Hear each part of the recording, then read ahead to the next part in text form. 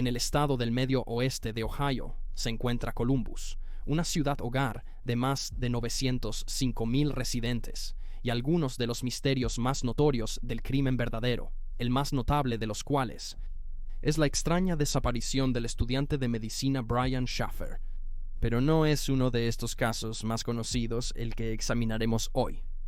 En cambio, echaremos un vistazo a uno de los casos sin resolver más inquietantes de la ciudad, que involucra el cruel asesinato de una nueva madre. Este caso fue traído a nuestra atención por nuestra patrocinadora de Top 5, Jessie, quien ha realizado una invaluable investigación por su cuenta sobre el caso sin resolver de décadas de antigüedad de Ruth Alter.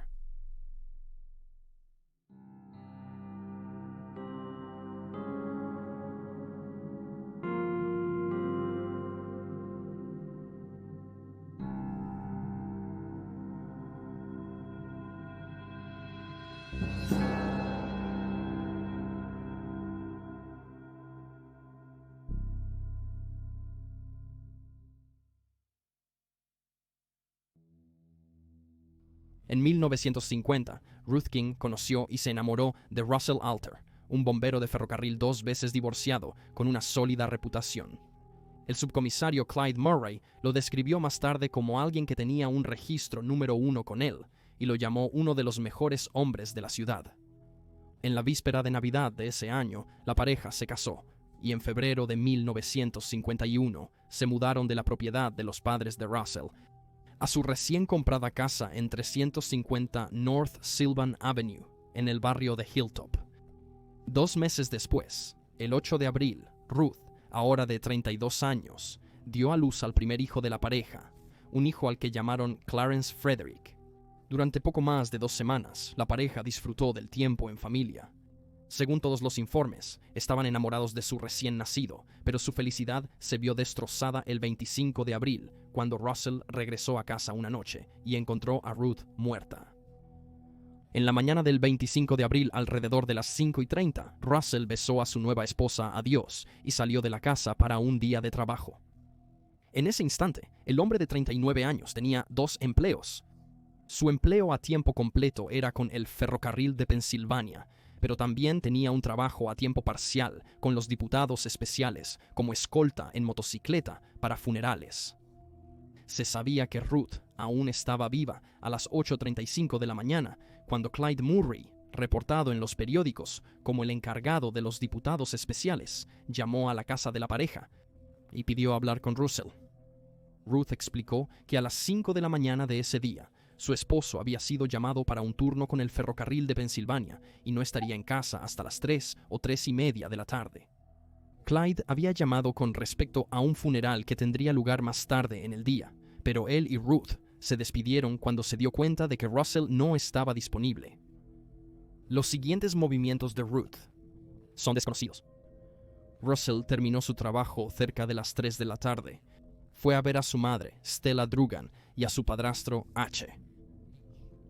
El trío se puso al día y compartió una comida antes de que el hombre de 39 años invitara a sus padres a su nueva casa. Durante algún tiempo, Ash Drugan, por estar enfermo, aún no había visitado la nueva casa de la pareja ni conocido a su recién nacido.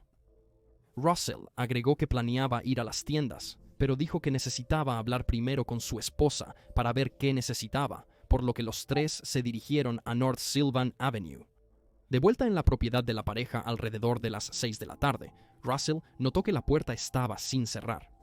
Esto era inusual, y él se había asegurado de cerrarla cuando se fue esa mañana, pero no era algo que le alarmara de inmediato. Hizo pasar a sus padres adentro y los siguió después.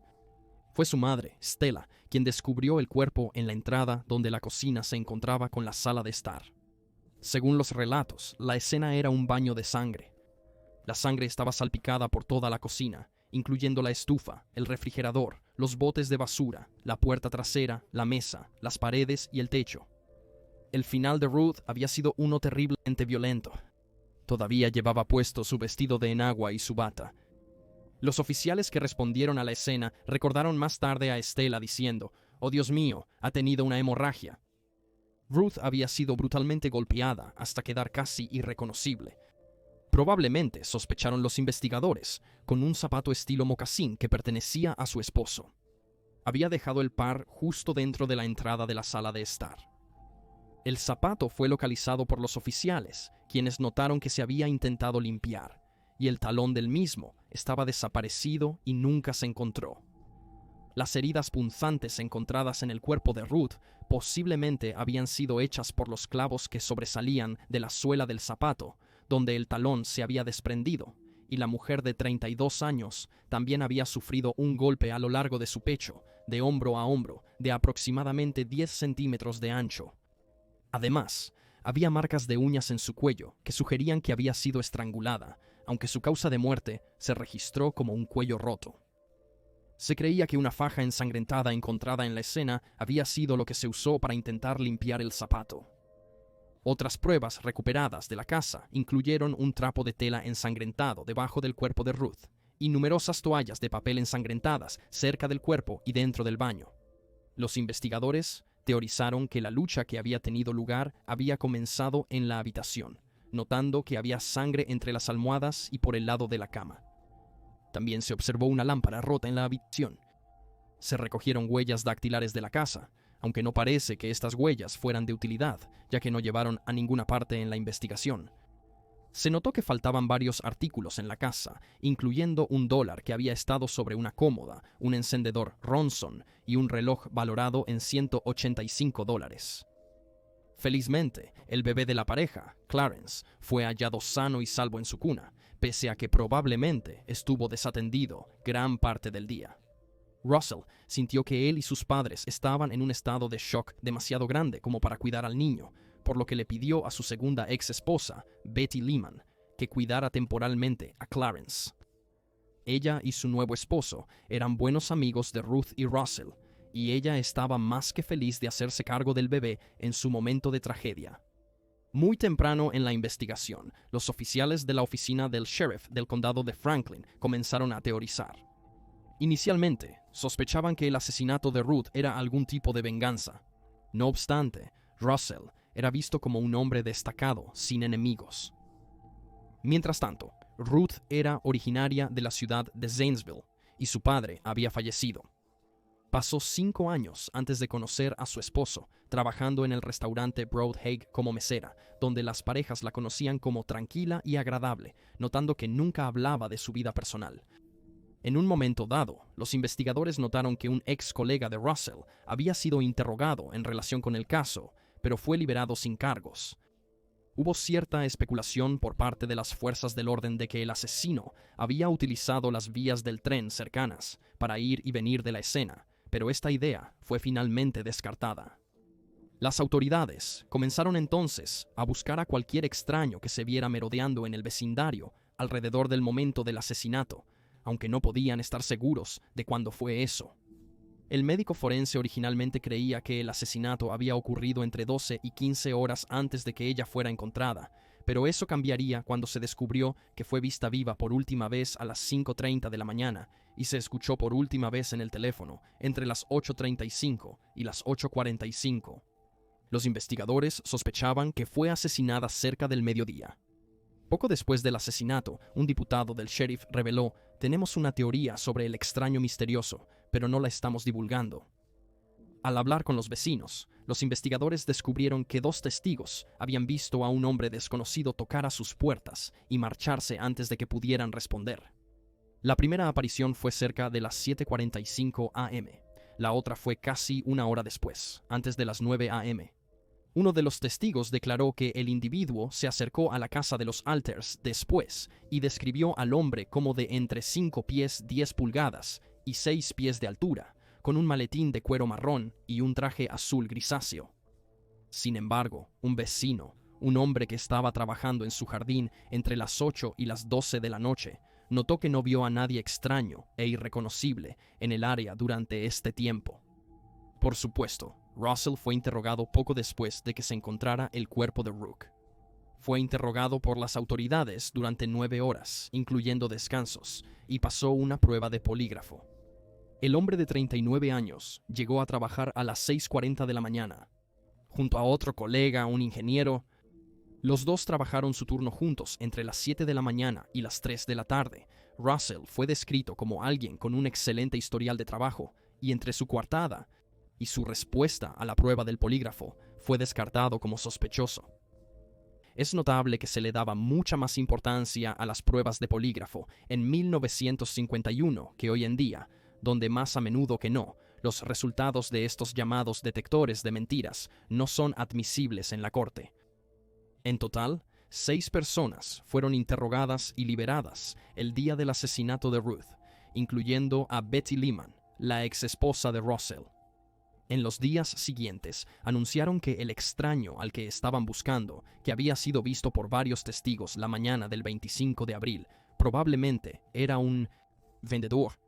También señalaron que estaban buscando un Chevrolet de modelo reciente de color azul, que había estado estacionado al otro lado de la carretera de la residencia del altar ese día.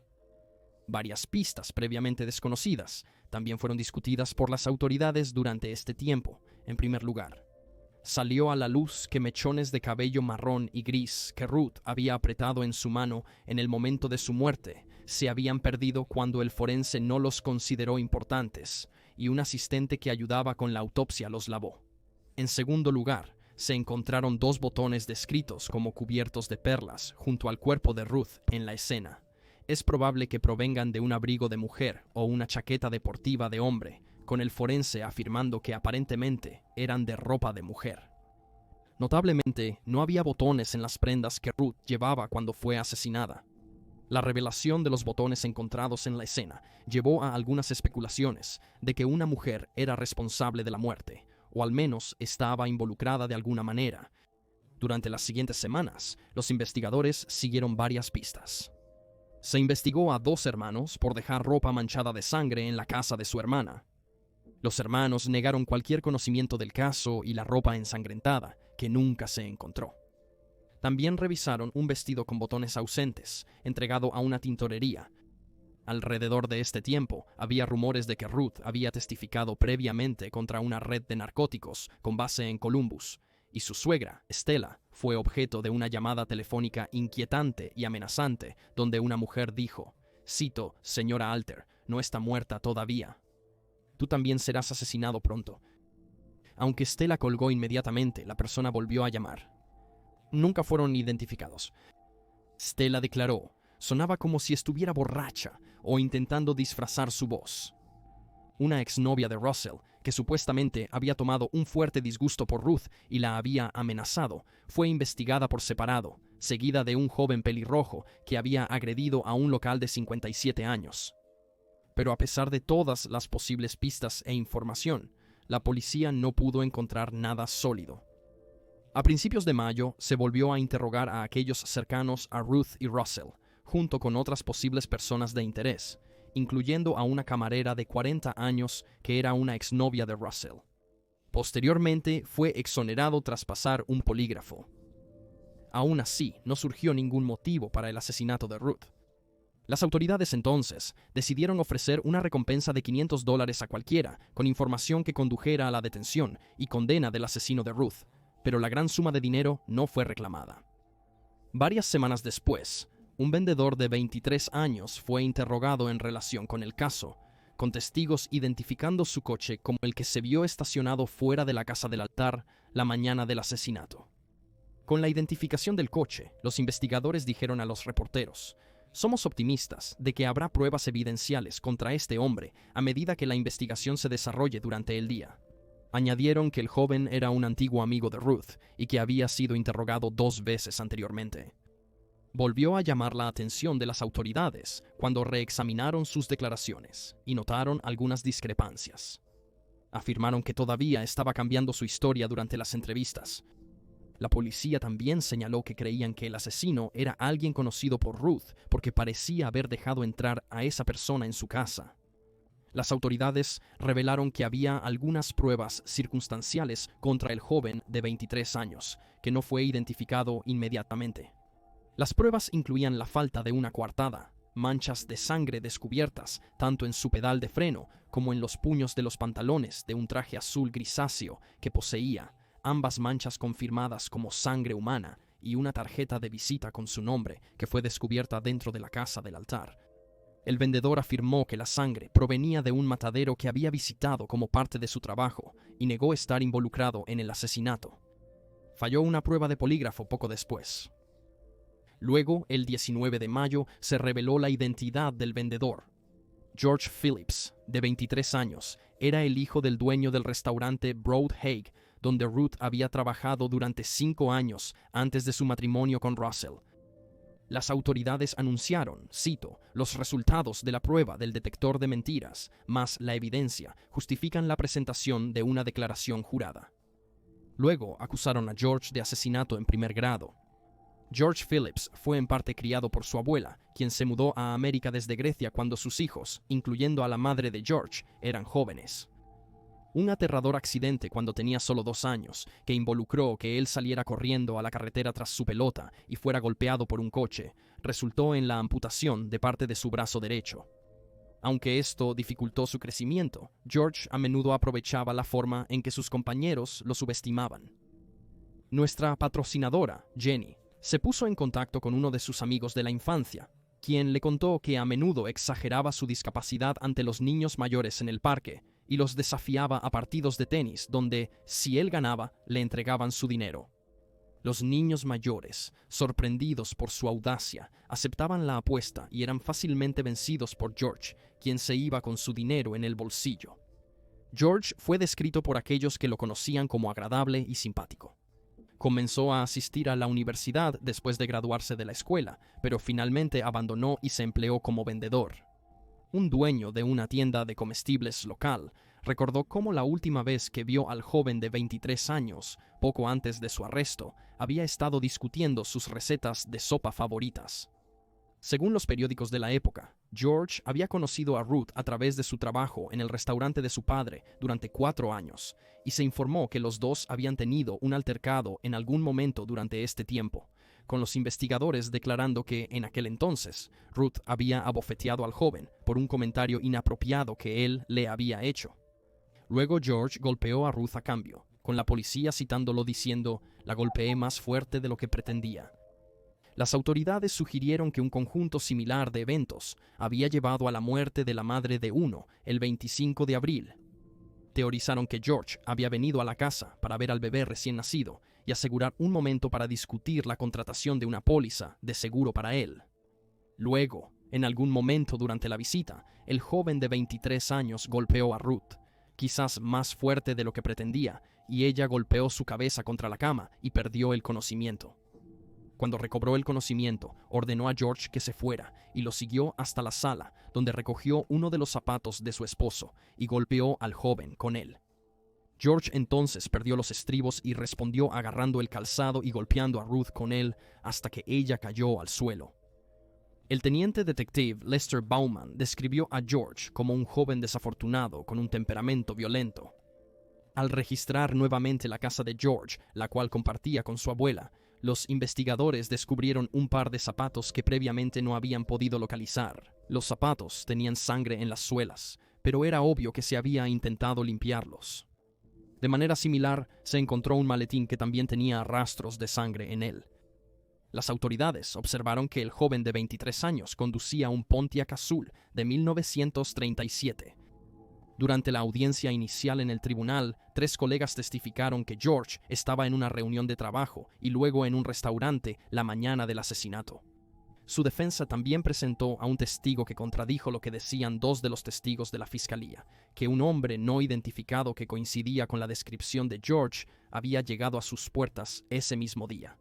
El testigo de la defensa era ese mismo hombre que mencionamos antes, que estuvo trabajando en su jardín toda la mañana y no vio a nadie extraño o desconocido ir o venir. El abogado defensor de George, Paul Herbert, también interrogó a Russell Alter durante este tiempo, asegurándose de interrogarlo sobre el estado de su matrimonio y su vida personal, incluso cuestionando la paternidad del hijo de la pareja, Clarence. Tras su liberación, George declaró: «Es con la más sincera apreciación y la más profunda humildad que aprovecho esta oportunidad para expresar mi agradecimiento a mis muchos amigos por su confianza en mí». En agosto, El gran jurado del condado de Franklin acusó a George de asesinato en segundo grado, después de escuchar el testimonio de 33 testigos. Si se le encuentra culpable, sería condenado a cadena perpetua, pero podría ser considerado para libertad condicional después de 10 años.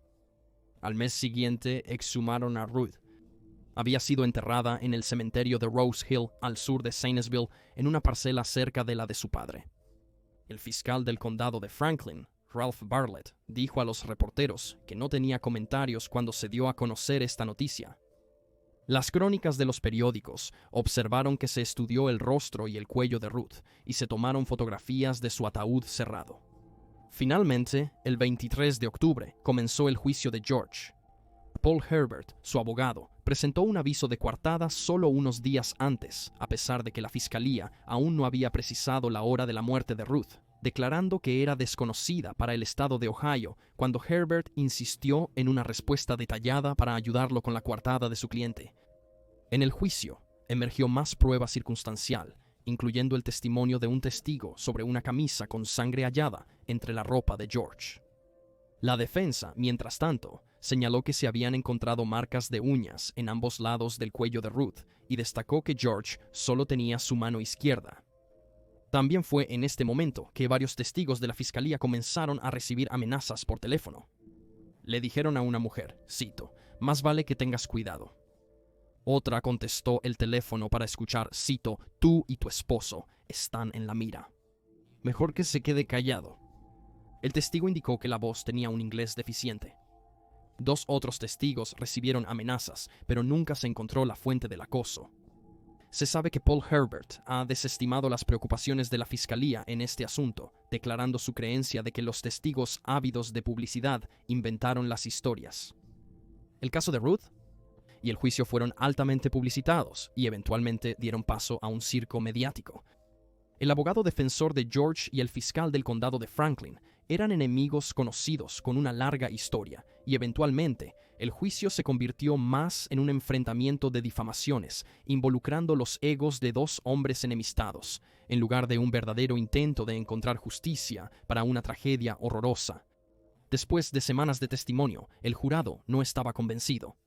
El 9 de noviembre, George Phillips fue absuelto de todos los cargos. Según nuestra patrona Jenny, después de esto, George se convirtió en algo así como un paria social. Perdió su trabajo y su reputación quedó en pedazos.